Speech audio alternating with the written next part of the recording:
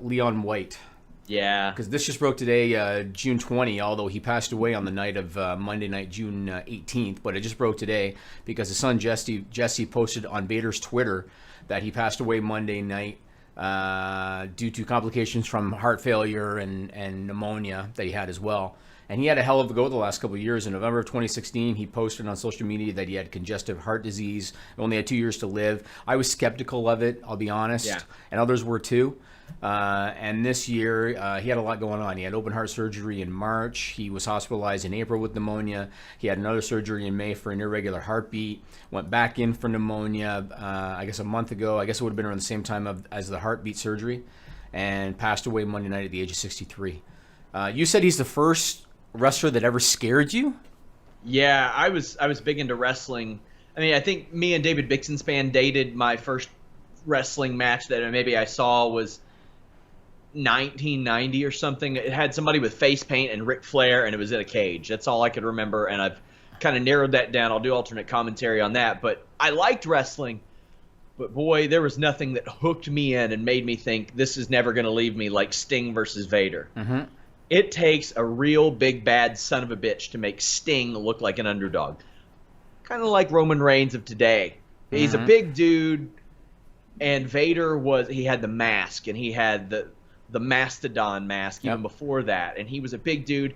And the thing is, I looked at him and he could do everything. I was like, God, he might be faster than Sting. He might be stronger than Sting. Mm-hmm. Like, I looked at him and I was like, that's horrifying.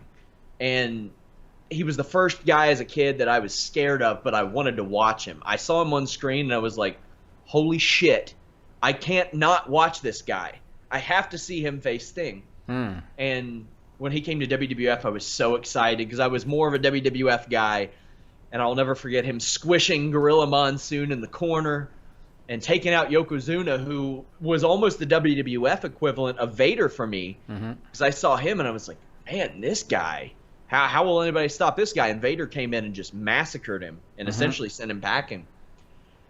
A lot of people don't know of aren't familiar with his Japanese career, and I'm not to the extent I should be, but if you all want to go watch some great Vader stuff that you probably haven't watched, watch the Inoki match right before he joined WWF in '96.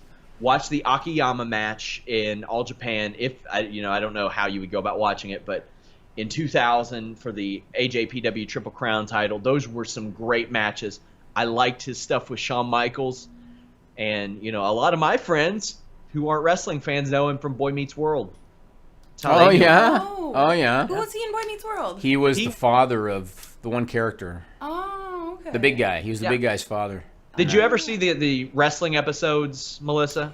Oh my, okay, yeah. That was him. He was the big guy, and he appeared on several episodes. So I mean, he had a reach even beyond that. I think he was on some of the Thunder in Paradise shows as well. Oh yeah, all Hogan's buddies. Yeah, I mean he was clearly one of the best big men ever, and he was 450 pounds doing top rope moonsaults. And I knew him from Japan only through WCW, because you'll remember back in the early 90s they had the New Japan WCW deal, and they would air those super shows on pay-per-view. Yes. And so I knew of Vader from New Japan through the WCW relationship. I always felt, and to this day I still believe, that his run in WWE, even though he was gaining weight and he was over 40 and there were things going against him, I felt they dropped the ball by having Shawn Michaels beat him in his first major match at SummerSlam that year. Because his momentum was gone. He came in as this force people knew from WCW and from New Japan, and he gets a title shot against Shawn Michaels, and then he loses clean. I just thought it killed his momentum dead. But you've heard the story about the weight loss clinic with Yokozuna. Have you heard that story? Yes. So anybody that hasn't heard it, the short version is Jim Ross was the head talent relations. Vader and Yoko were both having weight loss issues. Jim Ross sent them to a weight loss clinic, and because a weight loss clinic is not prison and you kind of have a little bit of free reign, Yoko and Vader at night would get into a rental car and hit the drive-thrus. And when they would do the weekly weigh-ins, they were actually gaining weight, and that was part of Vader's issue. That was one of the things that kind of killed him in WWE, and probably contributed to his heart issues, I'm sure. Yeah, but I wish WWE would have put him in the Hall of Fame. Yeah, I agree. They should have. It's long overdue. I mean, they had him induct Stan Hansen, and I agree. On the microphone, you hear him talk, and he's such a he would often get the reputation of being a softie, even though he would be really stiff in the ring. Yes, the Ken Shamrock match. Yeah. That was hardcore, that first one that they did in 97. Yeah, so he was... Of all the pro wrestler deaths in recent years, this one affects me the most. I mean, Really? Gosh, I just thought of him as the perfect heel, the perfect monster heel. He could do everything, because I think that's truly what makes a monster is he does everything that he's supposed to do good. Oh, and then he does some stuff that he has no business doing really good as well. Mm-hmm. Yeah. I think that really accentuates the monster thing, and you would always hear the old, "Oh, work like a big guy." No, don't. Because I think it's even scarier if you can do things you're not supposed to be able to do physically. Right. Yeah, I agree. He was really great, and it's unfortunate. 63 is still pretty young, and he had a lot of health issues, and I agree with you about the Hall of Fame. He should have gone in, and I'm sure now posthumously they'll put him in.